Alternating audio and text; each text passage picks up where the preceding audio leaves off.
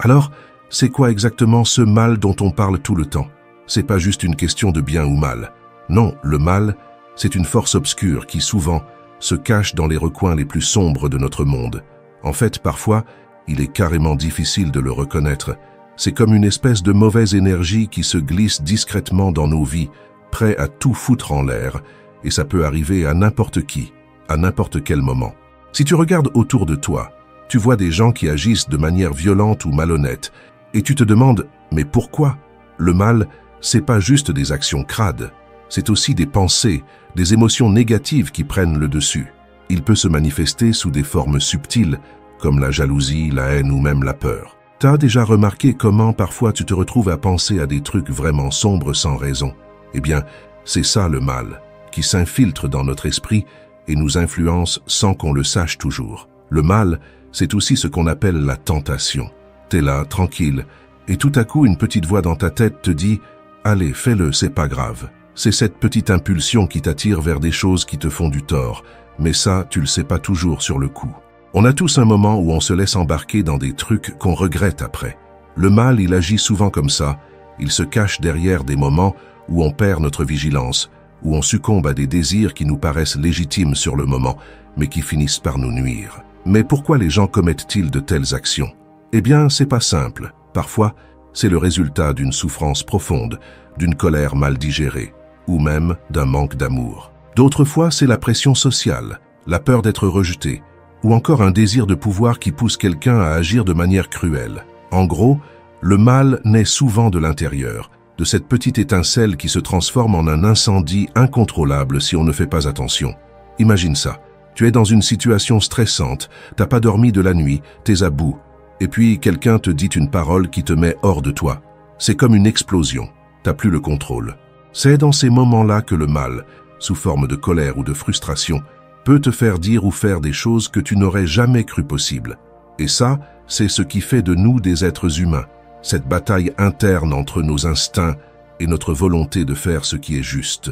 Le pire dans tout ça, c'est que, parfois, on ne se rend même pas compte qu'on se laisse guider par ces mauvaises influences. Ce qu'on considère comme normal dans notre quotidien, comme la compétition à outrance, l'individualisme, ou même certaines attitudes envers les autres, peut en réalité nourrir le mal. C'est fou, non? On croit agir de manière normale, mais on se laisse prendre dans un système qui nous pousse à négliger les autres, à ne penser qu'à soi, et à ignorer la souffrance autour de nous. C'est un peu comme si on devenait des machines à consommer, à juger, à détruire. Mais ça, c'est justement ce que le mal veut. Nous isoler, nous éloigner des autres, et nous faire oublier notre humanité. Ce qui est vraiment perturbant, c'est que le mal peut parfois paraître naturel. On le justifie, on lui trouve des excuses. C'est pas grave, mais tout le monde fait ça, c'est pour survivre. Mais en réalité, tout ça n'est qu'un masque, une illusion qui cache la vraie nature du mal. Le mal, c'est cette force qui nous pousse à perdre de vue ce qui est vraiment important, l'amour, la compassion, l'empathie. Mais alors, qu'est-ce qu'on fait face à tout ça? On est face à un choix. On peut soit se laisser submerger par cette force obscure, soit se battre. Parce qu'au fond, même si le mal est présent partout, il y a toujours une chance de le repousser. Il y a toujours une voie qui mène à la lumière, même dans les pires moments. Et là, tu te dis peut-être, ok, mais comment on lutte contre ça? C'est là que ça devient vraiment intéressant, parce que la réponse n'est pas simple. C'est pas juste une question de force physique ou d'action extérieure. Non, la vraie lutte, elle se passe à l'intérieur de nous-mêmes. C'est dans notre tête, dans notre cœur, que le mal doit être combattu. Mais pour ça, il faut d'abord en prendre conscience.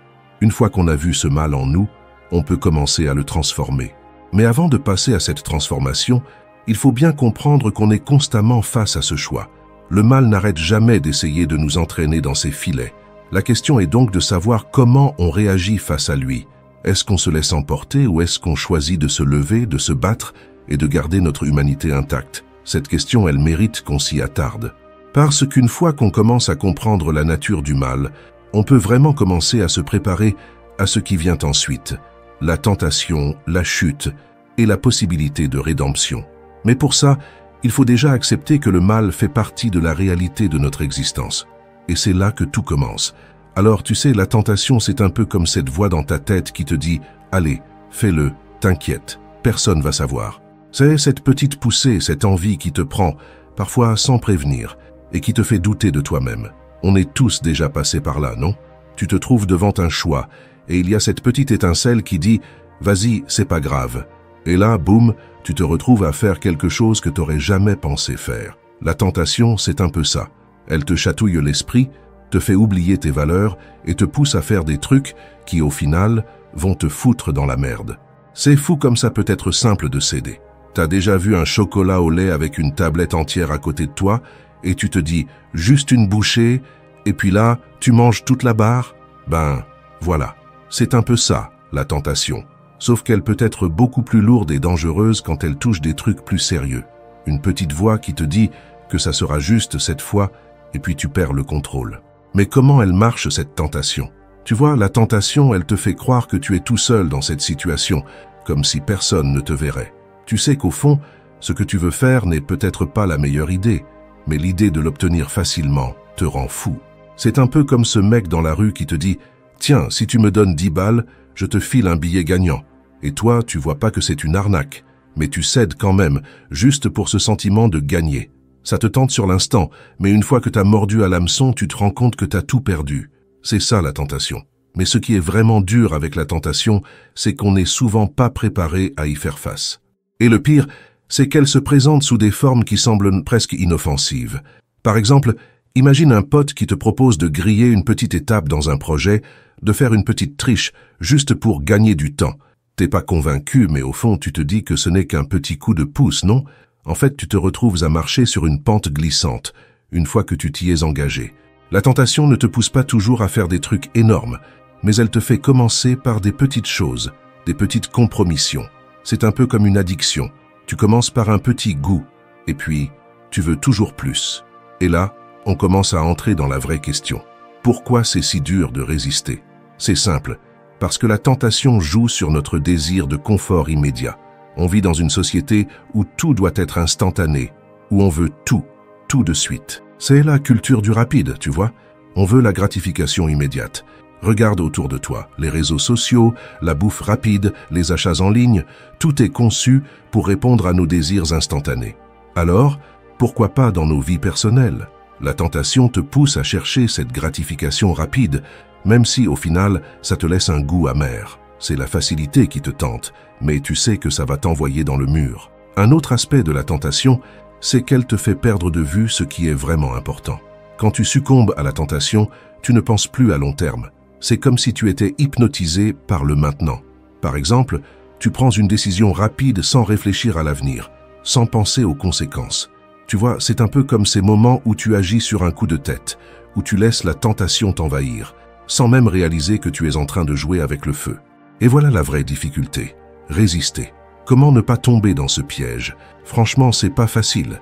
T'as déjà essayé de dire non à quelque chose que tu voulais vraiment, mais qui n'était pas forcément bon pour toi. C'est comme essayer de ne pas toucher un écran de téléphone quand il vibre avec une notification. C'est presque impossible. Mais tu sais quoi?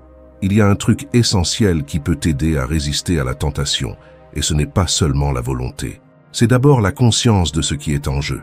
Parce que si tu vois ce que tu risques en cédant, tu vas être beaucoup plus motivé à dire non. Si tu réalises que, à chaque petit compromis, tu t'éloignes un peu plus de la personne que tu veux être, ça va déjà changer la donne. Alors comment on fait face à la tentation dans la vraie vie? Il y a un petit truc que beaucoup oublient. Il faut apprendre à dire non. C'est tout. Parfois, c'est aussi simple que ça. Dire non au moment où tu te retrouves à hésiter, à te demander si tu vas céder. Ça peut paraître anodin, mais c'est une décision qui peut changer toute la direction de ta vie. Et ça, c'est pas un petit truc. C'est vraiment une bataille constante. Dans cette lutte, il faut aussi comprendre que la tentation n'est pas là pour nous détruire tout de suite. Non, elle est là pour nous tester, pour voir jusqu'où on est prêt à aller. C'est un peu comme une épreuve de force intérieure. Mais à chaque fois que tu résistes, tu deviens plus fort, plus sage. Et même si tu tombes de temps en temps, il ne faut pas oublier que l'essentiel, c'est de se relever et de continuer à se battre. Donc, la tentation, c'est pas juste un petit moment de faiblesse. C'est un test. Et si tu sais comment la gérer, elle peut devenir un point de départ pour une vie plus saine, plus réfléchie. Mais pour ça, il faut être vigilant. Parce qu'une fois que tu as compris comment elle fonctionne, tu peux commencer à anticiper ses attaques et te préparer à les repousser. Et là, tu te demandes sûrement « Ok, mais si je tombe dans le piège, si je cède ?» Eh bien, cette question nous mène directement à la prochaine étape, la chute.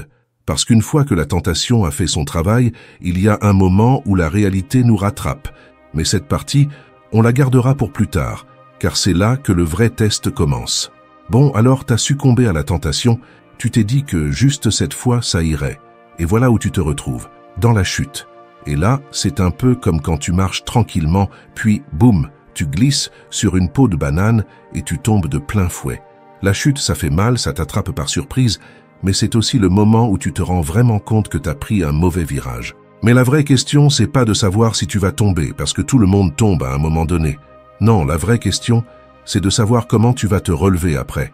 La chute, c'est ce moment où tu réalises que t'as fait une grosse erreur. Tu vois, on a tous vécu ça, ce moment où tu fais quelque chose et tu te dis « Merde, qu'est-ce que je viens de faire ?» Tu sais que t'as pas respecté tes valeurs, que t'as agi à l'opposé de ce que tu voulais vraiment.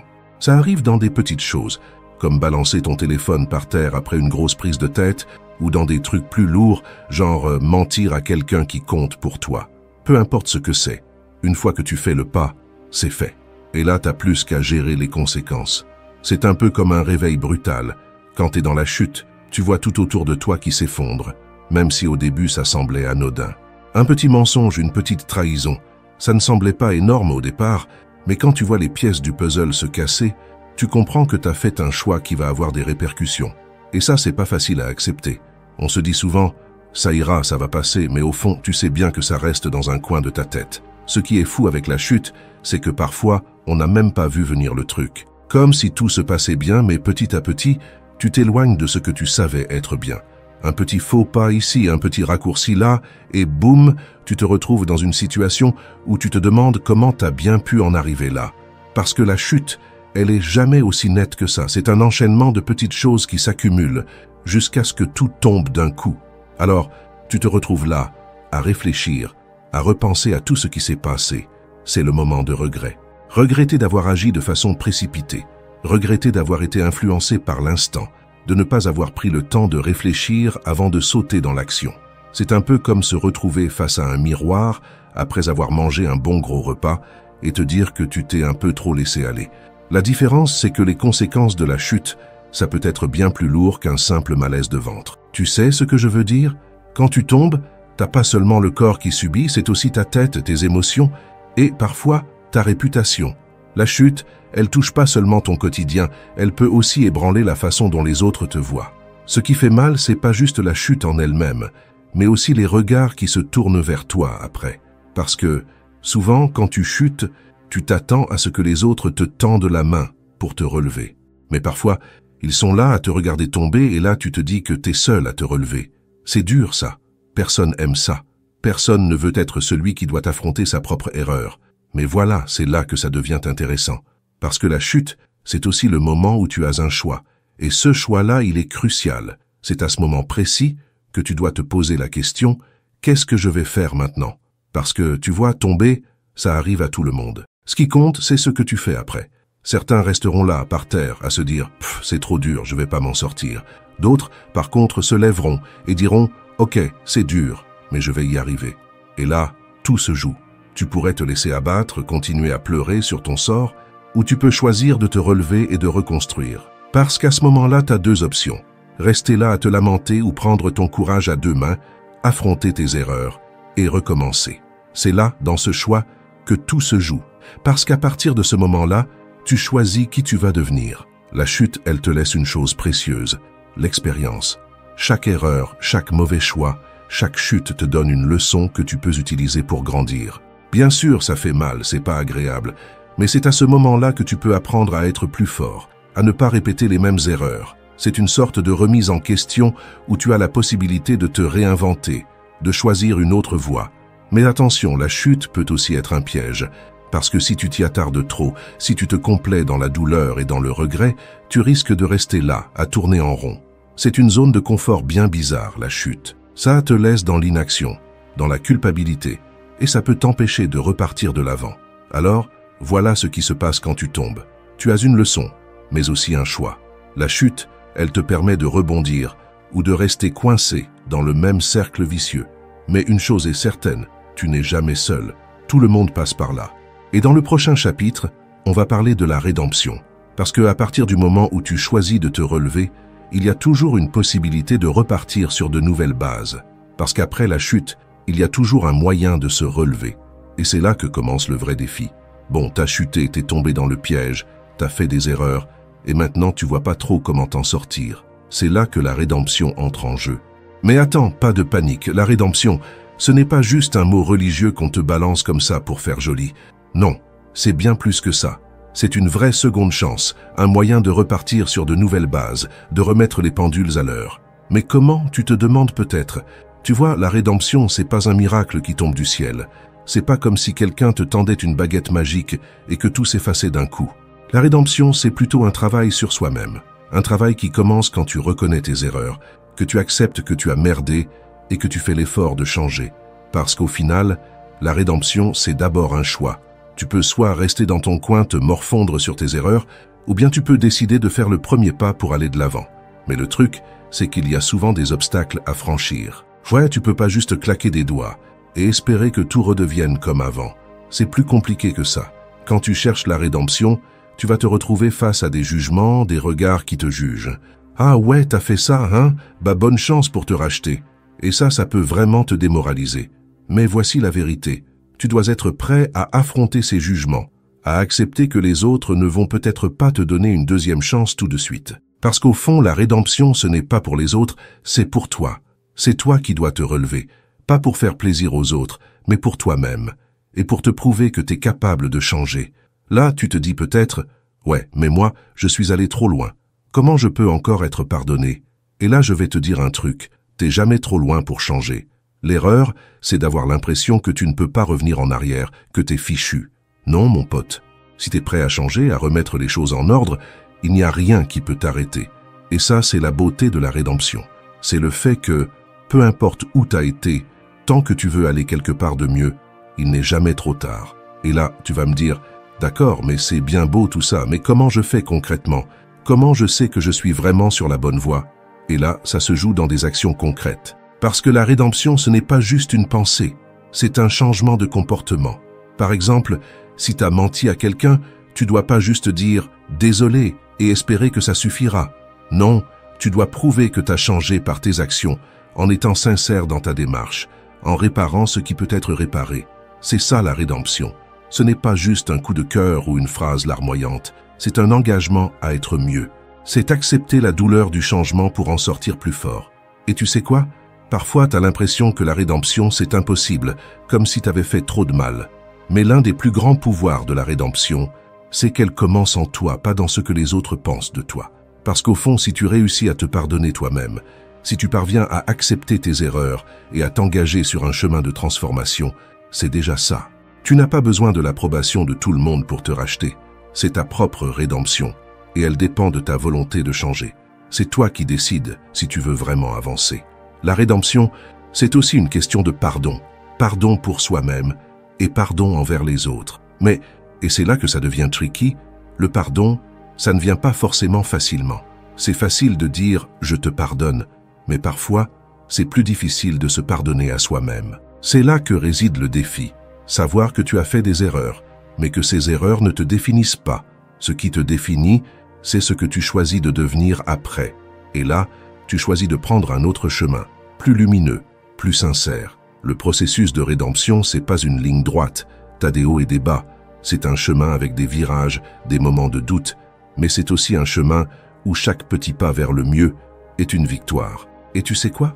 Quand tu commences à faire des progrès, même si c'est petit, tu vois que ça commence à avoir un effet non seulement sur toi, mais aussi sur ceux autour de toi. Parce que à force de prouver que tu peux changer, tu inspires les autres à faire de même. Et c'est là que tout prend sens. La rédemption n'est pas juste une victoire pour toi, mais un message pour ceux qui t'entourent. Peu importe où tu as été, il est toujours possible de revenir et d'être quelqu'un de meilleur. Alors, la rédemption, c'est ce moment où tu choisis de faire amende honorable. Ce n'est pas une route facile, mais c'est la seule qui te permet de te relever après avoir chuté. C'est la promesse que, même après tes plus grandes erreurs, il y a toujours une chance pour repartir de zéro. Parce que même si le passé ne disparaît jamais complètement, le futur est encore entre tes mains. Et c'est là qu'on commence à voir que la rédemption n'est pas juste un concept religieux ou une idée abstraite. C'est un chemin très concret, qui demande du courage et du travail. Mais ce travail en vaut la peine parce qu'il te transforme et te montre que tout est possible, même après la chute. Tu vois, maintenant qu'on a parlé de la rédemption et de comment tu peux te relever après être tombé dans le piège, il faut aussi comprendre qu'une fois que tu as fait ce choix de changer, ça ne veut pas dire que la vie va te laisser tranquille. Ah non, mon pote, ça serait trop facile.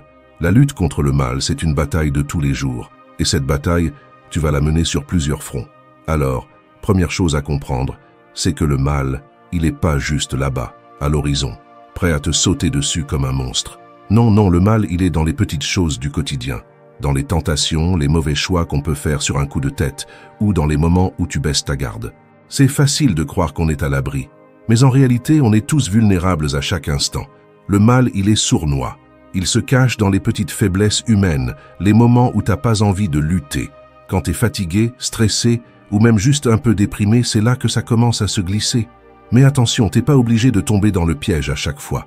Et c'est là que commence la vraie lutte. Maintenant, comment tu fais pour te défendre contre tout ça? Parce que ouais, tu peux pas juste rester là à attendre que tout se règle tout seul.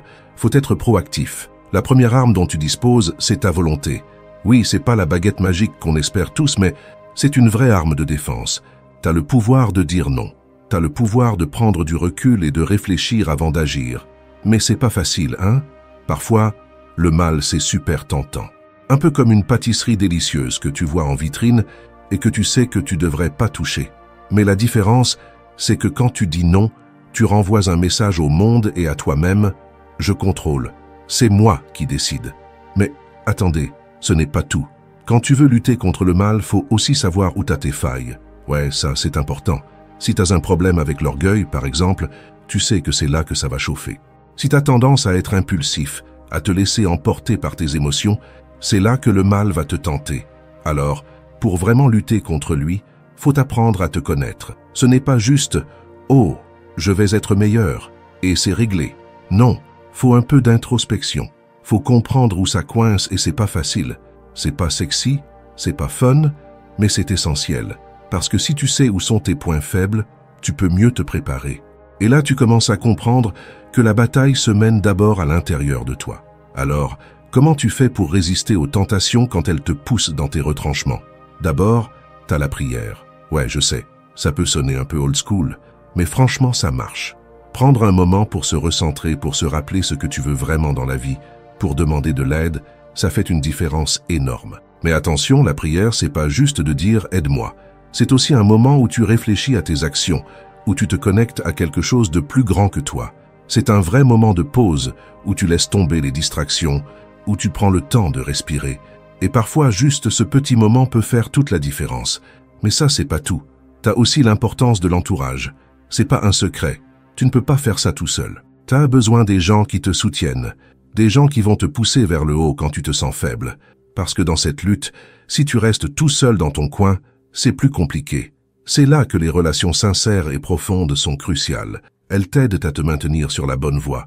T'as des potes qui te remettent en question quand tu dérapes, des gens qui t'aident à garder le cap, et même des moments de rire qui te rappellent pourquoi c'est important de ne pas tomber dans les pièges du mal. Parfois, un simple échange avec un ami, une bonne discussion, peut te remettre d'aplomb. En plus, faut pas oublier que la lutte contre le mal, ça demande aussi de l'énergie et de la patience. C'est pas un sprint, c'est un marathon. T'auras des moments où tu vas être épuisé, où tu vas avoir envie de tout lâcher, où tu vas te dire « mais pourquoi je continue à lutter ?»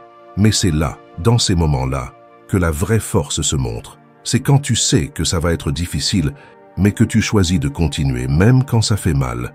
Et c'est aussi ça la vraie résistance, ne pas se laisser aller à la facilité, ne pas céder à la tentation, même si tout autour de toi te dit que c'est la voie la plus simple. Parce qu'au final, c'est pas la facilité qui t'apportera la paix, c'est ta capacité à tenir bon dans l'adversité. Mais alors, on se demande, est-ce que cette lutte a une fin? Est-ce qu'on va finir par avoir un jour cette paix intérieure qu'on cherche tant? Eh bien oui et non. Parce que la vérité, c'est que tant que tu vis, il y aura des tentations, des luttes. Mais au fur et à mesure, tu deviens plus fort, plus sage. Et même si la bataille ne finit jamais vraiment, tu apprendras à mieux la gérer. Tu sauras mieux quand tu es dans le zone de danger et comment t'en sortir. Au final, Ce n'est pas vraiment une question de gagner une fois pour toutes, mais de grandir chaque jour, d'être plus intelligent, plus attentif à ta propre vie. Parce que dans cette lutte contre le mal, chaque petit pas que tu fais vers le bien est une victoire en soi. Alors voilà, tu as traversé la tempête, tu as combattu tes démons intérieurs, et tu te retrouves là, à un moment où tu peux enfin respirer. La victoire sur le mal, c'est pas un truc abstrait. C'est pas un moment magique où tout se passe d'un coup, où tu te sens soudainement parfait. Non mec, la victoire, elle se construit petit à petit. Elle est faite de toutes les petites batailles que tu as gagnées chaque jour, même quand tu pensais que t'allais craquer. C'est vrai, parfois on se demande si on peut vraiment vaincre le mal. Parce que faut le dire, c'est pas facile. Le mal, il te colle à la peau. Il se cache dans chaque recoin de ta vie, et à chaque coin de rue, il attend de te faire tomber. Mais la vérité, c'est que la victoire sur le mal, elle se trouve dans cette persévérance. C'est cette capacité à toujours revenir, à se relever, même quand tu t'es pris une claque. C'est comme un match de boxe où tu te prends des coups, tu tombes, mais tu te relèves encore et encore. Et chaque fois que tu te relèves, tu deviens un peu plus fort. C'est ça, la vraie victoire. Il y a un truc que tu dois comprendre ici. La victoire sur le mal, c'est pas une question d'être parfait. Non, c'est plus compliqué que ça. En fait, la victoire, elle consiste à rester sur la bonne voie, même quand ça devient difficile. Tu vois, on a tendance à imaginer que la victoire, c'est tout ou rien. C'est soit tu es un saint, soit tu es un pécheur. Mais ce n'est pas ça. La victoire, c'est de choisir, encore et encore, de faire ce qui est juste, même quand personne ne regarde, même quand tu es fatigué, même quand tu as envie de tout lâcher. Parce qu'au bout du compte, chaque petit choix fait une différence. Un autre truc à savoir, tu vas pas gagner tout de suite. C'est pas comme si tu allais soudainement être libre de toutes tes tentations. Non, non, mec. Ce que tu vas découvrir, c'est que la victoire se trouve dans ta capacité à continuer à avancer, même quand ça semble impossible. C'est là que le véritable courage se cache. Le vrai courage, c'est pas de ne jamais avoir peur, mais d'avancer malgré la peur, de ne jamais baisser les bras, même quand tout semble perdu. C'est ce qui fait la différence. C'est ce qui fait que même si tu te sens au fond du trou, tu choisis de sortir, tu choisis de continuer. Et puis, il y a un autre aspect de cette victoire que beaucoup de gens oublient, l'espoir. Ouais, l'espoir, c'est énorme. C'est cet espoir qui te fait continuer à te battre, même quand la route est longue et que tu as l'impression que tu vas jamais arriver. Mais je vais te dire un truc. Chaque jour où tu choisis de rester sur la bonne voie, tu fais grandir cet espoir. Ce petit espoir devient comme un feu qui brille dans la nuit. Et même quand tout semble sombre autour de toi, cet espoir te guide. C'est une lumière dans les ténèbres qui te dit « T'es pas seul, t'es sur la bonne route ». T'imagines pas à quel point ça peut être puissant, ce petit espoir. Parce qu'en réalité, la victoire sur le mal n'est pas juste une question de toi. C'est aussi une question de ceux qui sont autour de toi. Oui, quand tu choisis de lutter, tu donnes aussi de l'espoir aux autres. Tu montres qu'il est possible de changer, de grandir, de se relever, peu importe le nombre de fois où tu tombes. C'est un peu comme si tu devenais un phare pour les autres. Peut-être que tu ne le réalises même pas, mais ton combat, ta persévérance, ça peut inspirer quelqu'un d'autre. Et ça, c'est une victoire énorme. Parce que si tu peux aider les autres à trouver leur propre chemin, alors là, tu sais que tu as vraiment gagné. Mais la plus grande victoire de toutes, c'est quand tu réalises que la paix intérieure, ce n'est pas quelque chose que tu cherches à l'extérieur, mais quelque chose que tu trouves à l'intérieur. Ouais, tu vois, souvent on cherche la paix à travers des choses extérieures, les possessions, les relations, les succès, tout ça. Mais la vraie paix, elle est là, dans ton cœur. C'est quand tu acceptes tes imperfections, tes luttes, mais que tu continues à avancer. C'est ça la vraie victoire. Parce qu'une fois que tu as trouvé cette paix intérieure, rien ne peut vraiment te perturber. Donc, pour revenir à la question, est-ce que c'est possible de vaincre le mal? La réponse, c'est oui, mais pas de la manière dont on l'imagine. Ce n'est pas une victoire éclatante qui arrive d'un coup. C'est un chemin fait de petits pas. Et chaque fois que tu choisis le bien, que tu choisis de résister à la tentation, que tu choisis de te relever après être tombé, tu fais un pas de plus vers cette victoire. Une victoire qui, au fond, ne sera jamais vraiment complète tant que tu vivras, mais qui te rapprochera chaque jour de la paix intérieure que tu cherches. Et n'oublie jamais, même dans les moments les plus sombres, même quand tu penses que tu n'as plus la force, il y a toujours de l'espoir. Parce que tant que tu choisis de continuer, tant que tu choisis de ne pas abandonner, tu es déjà victorieux.